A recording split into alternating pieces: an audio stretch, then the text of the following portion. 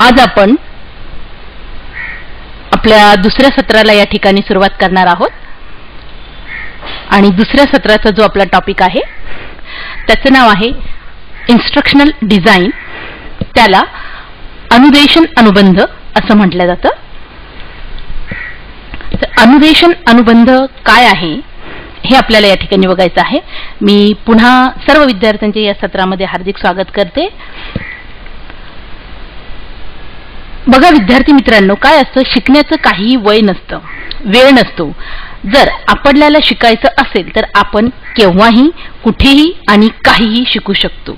आणि खरंच आपण जर ते काही म्हणजे काहीतरी नवीन आपल्याला की मला हे येत नाही, मला हे करून बघायचं आहे, ते काहीतरी आपण शिकत असतो. मग तुमचा अभ्यासाचा असेल किंवा एखादं चित्र असेल, पेंटिंग असेल किंवा हस्ताक्षर कसं सुधारायचं याचं एखादं टेक्निक असेल, कुठलं कौशल्य असेल, तर अशा प्रकारे हे जे आपलं अध्ययन आहे आपण हे केव्हाही कुठेही आणि कधीही शिकू शकतो.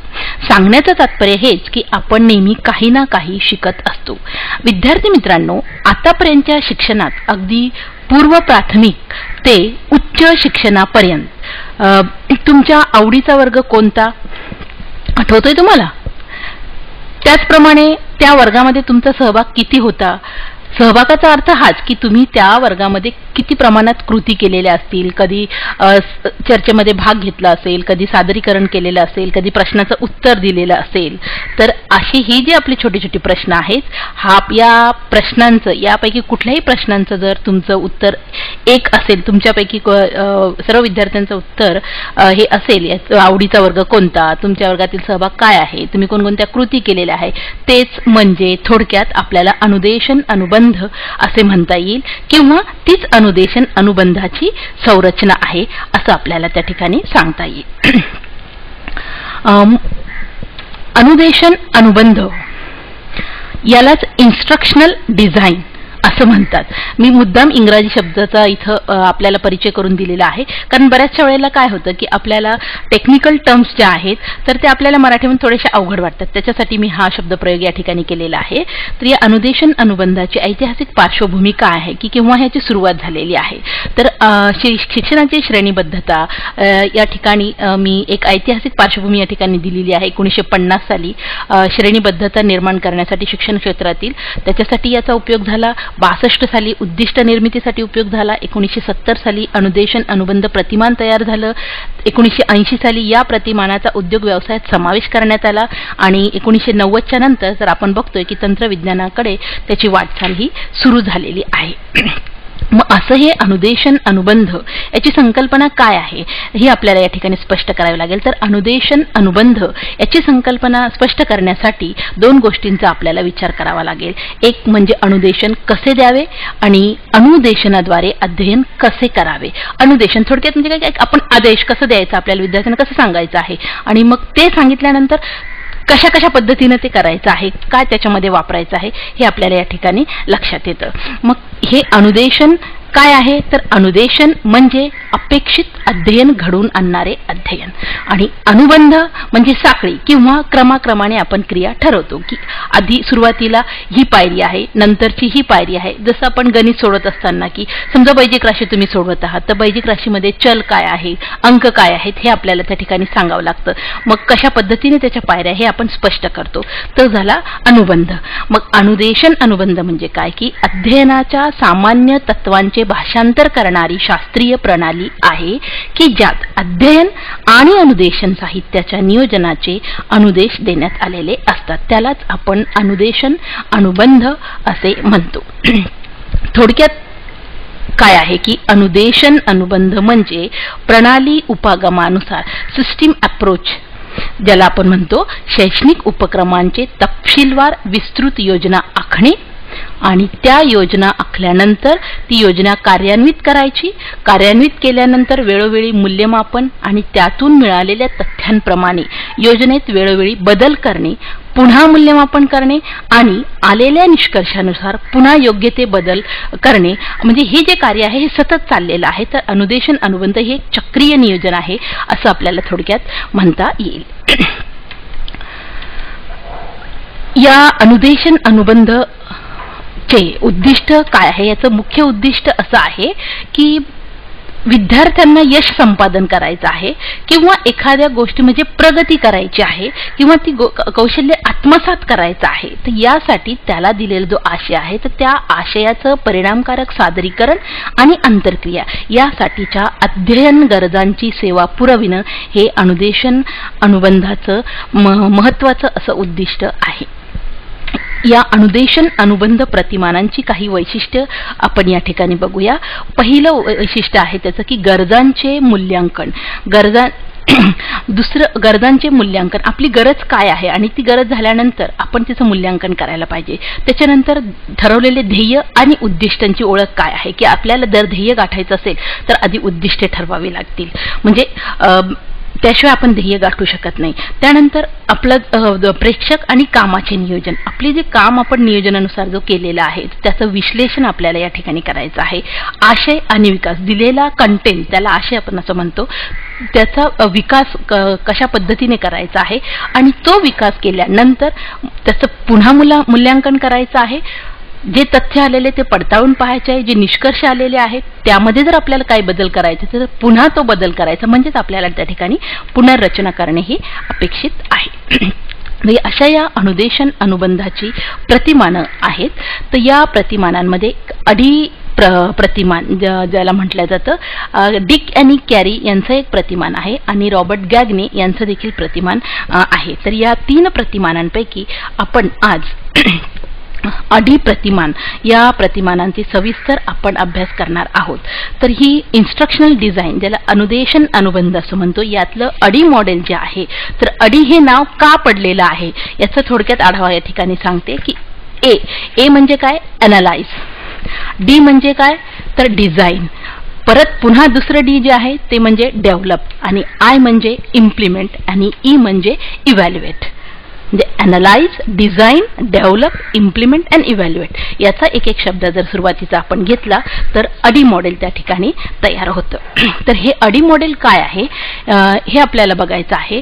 तर याचा थोडक्यात असं आहे की अनुदेशन हे प्रतिमान अनुदेशन प्रणाली अभिकल्पातून, इन्स्ट्रक्शनल सिस्टीम डिझाईन यातून निर्माण झालेलं आहे. यात डिक आणि कॅरी व केप च्या प्रतिमानांचा समावेश या ठिकाणी आहे.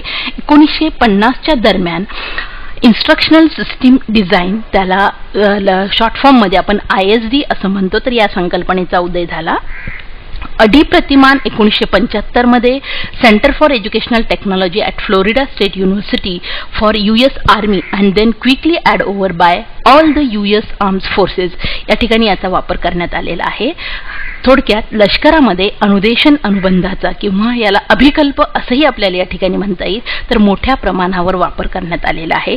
तसंच आत्ता आपण जर सध्या बघितलं तर कॉर्पोरेट सेक्टर जे आहेत, म्हणजेच शासकीय आणि खाजगी क्षेत्र जे आहे आणि शैक्षणिक जगत जे आहे याच्यामध्ये देखील याचा वापर मोठ्या प्रमाणामध्ये वाढलेला आहे. तर हे जे प्रतिमान आहे याच्या एकंदरीत 19 पायऱ्या आहे.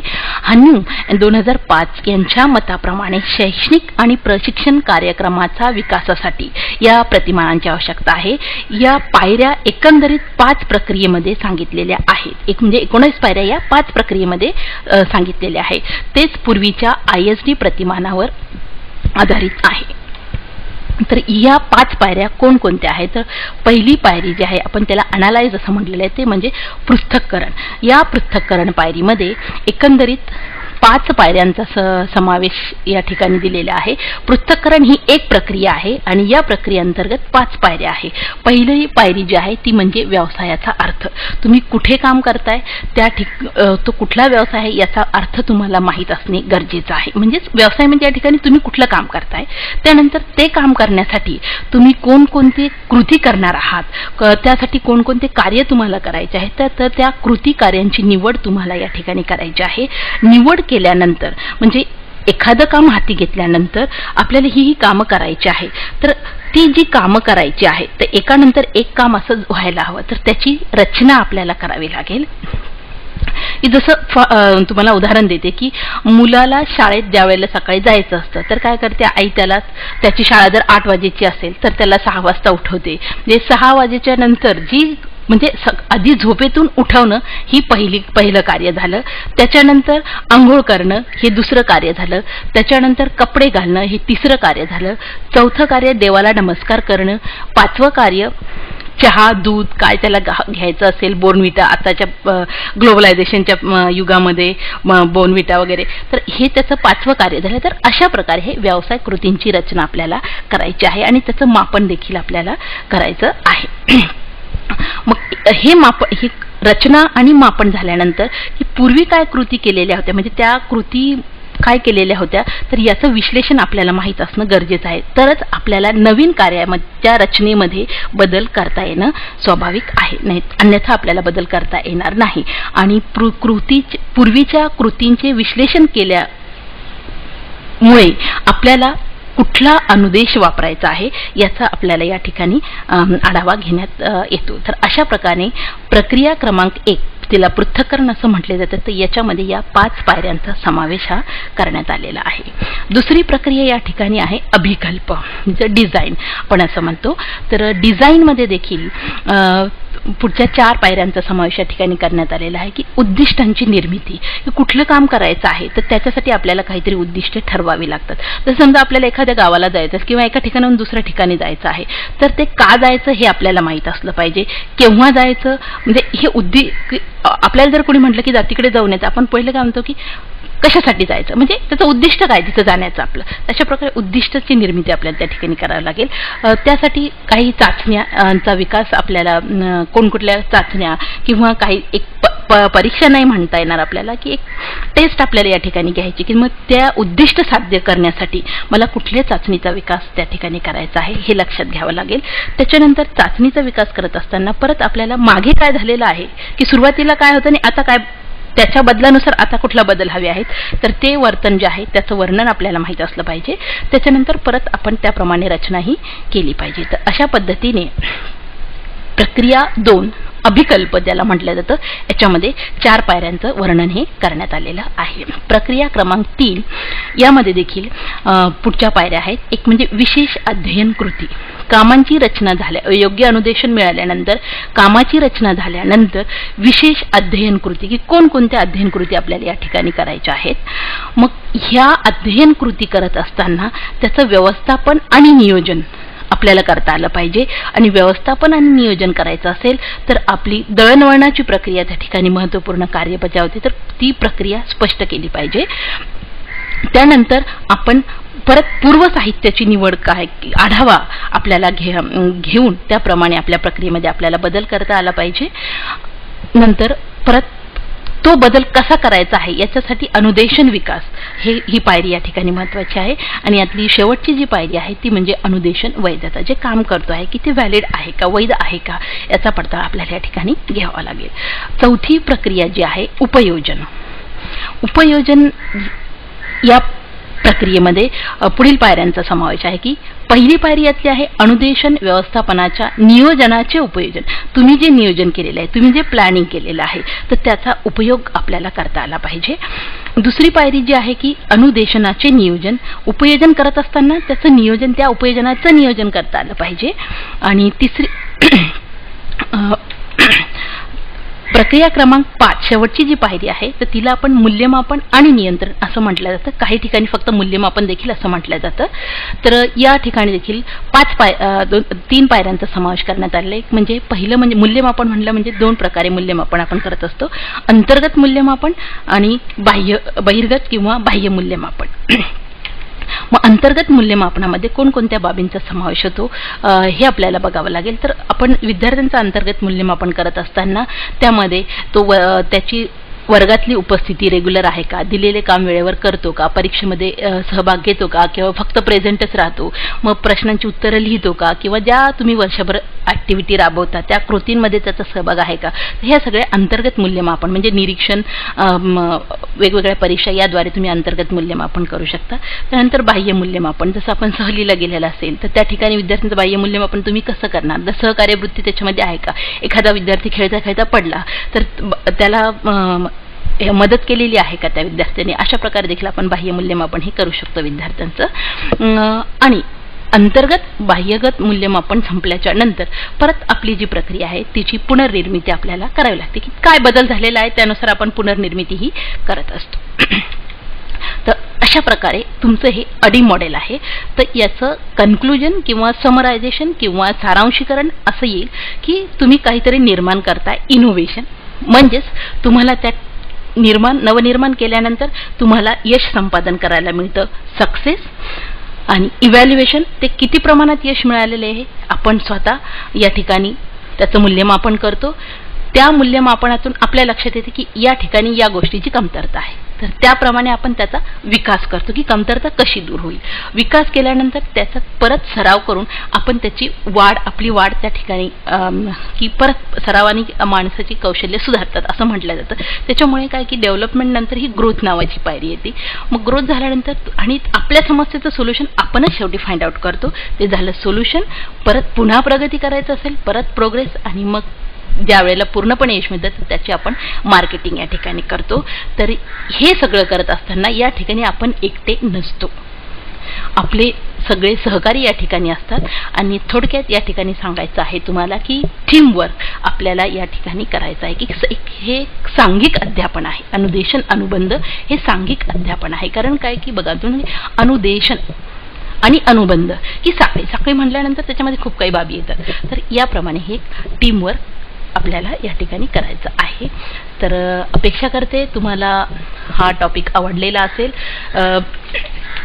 तर या ठिकाणी तुम्ही त्याचा नक्कीच सगळ्यांनी स्लाइड्स बघा, त्याच्यावर काय प्रश्न असतील ते विचारा.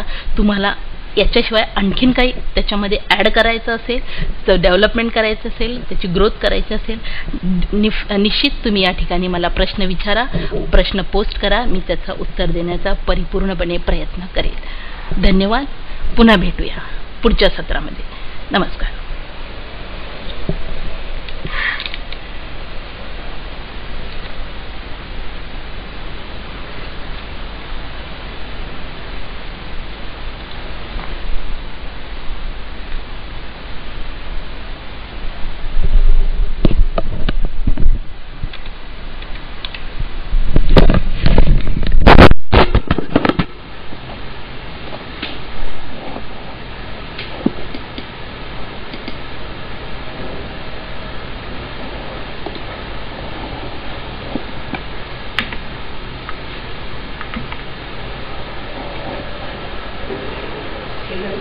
ते सेव्ह करायचं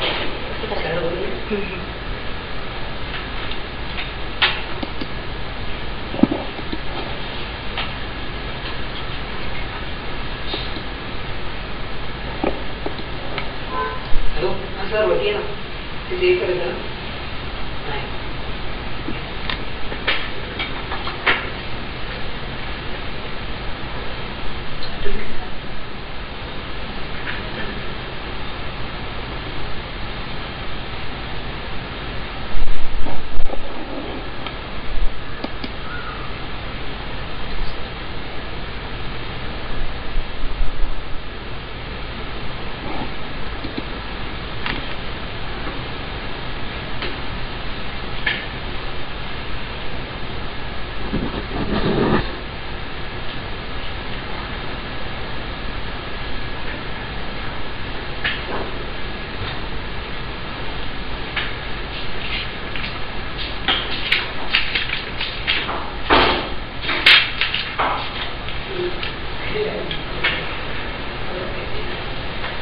रेकॉर्ड झालं.